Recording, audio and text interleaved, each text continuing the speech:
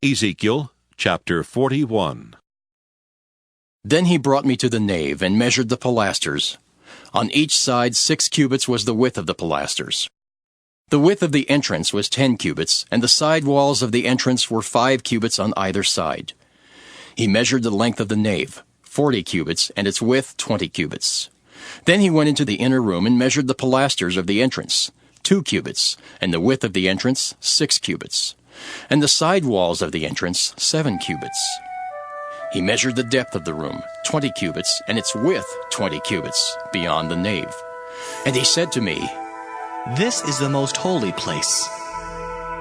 Then he measured the wall of the temple, 6 cubits thick, and the width of the side chambers 4 cubits, all around the temple. The side chambers were in 3 stories, one over another, 30 in each story. There were offsets all around the wall of the temple to serve as supports for the side chambers, so that they should not be supported by the wall of the temple. The passageway of the side chambers widened from story to story, for the structure was supplied with a stairway all around the temple. For this reason, the structure became wider from story to story. One ascended from the bottom story to the uppermost story by way of the middle one. I saw also that the temple had a raised platform all around.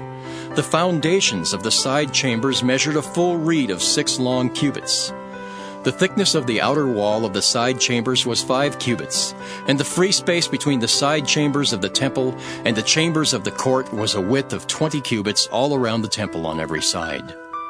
The side chambers opened onto the area left free, one door toward the north and another door toward the south, and the width of the part that was left free was 5 cubits all around.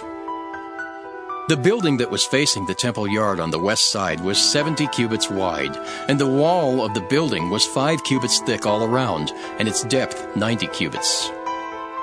Then he measured the temple 100 cubits deep, and the yard and the building with its walls 100 cubits deep. Also the width of the east front of the temple and the yard 100 cubits. Then he measured the depth of the building facing the yard at the west, together with its galleries on either side, 100 cubits. The nave of the temple and the inner room and the outer vestibule were paneled, and all around all 3 had windows with recessed frames. Facing the threshold, the temple was paneled with wood all around, from the floor up to the windows. Now the windows were covered, to the space above the door, even to the inner room and on the outside. And on all the walls, all around in the inner room and the nave, there was a pattern. It was formed of cherubim and palm trees, a palm tree between cherub and cherub. Each cherub had 2 faces, a human face turned toward the palm tree on the one side, and the face of a young lion turned toward the palm tree on the other side. They were carved on the whole temple all around. From the floor to the area above the door, cherubim and palm trees were carved on the wall. The doorposts of the nave were square. In front of the holy place was something resembling an altar of wood, 3 cubits high, 2 cubits long, and 2 cubits wide. Its corners, its base, and its walls were of wood. He said to me, "This is the table that stands before the Lord." The nave and the holy place had each a double door. The doors had 2 leaves apiece, 2 swinging leaves for each door. On the doors of the nave were carved cherubim and palm trees, such as were carved on the walls. And there was a canopy of wood in front of the vestibule outside.